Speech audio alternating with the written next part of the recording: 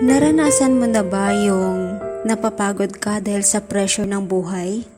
Hindi mo na rin ba mawari kung bakit pinagdadaanan mo ang iba't ibang klase ng failure kahit na ginagawa mo naman ang best mo? Marahil nagtatanong ka kung ano ba ang dapat mong gawin, saan ba ako nararapat, ano bang kulang sa akin at marami pang iba.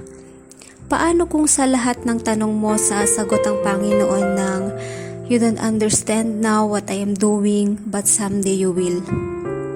Magpapatuloy ka pa ba?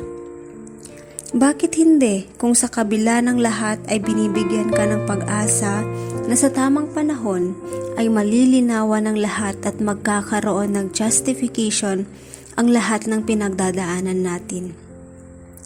Lalo na kung darating na ang araw na God is going to give you more than you ask for. Please don't give up.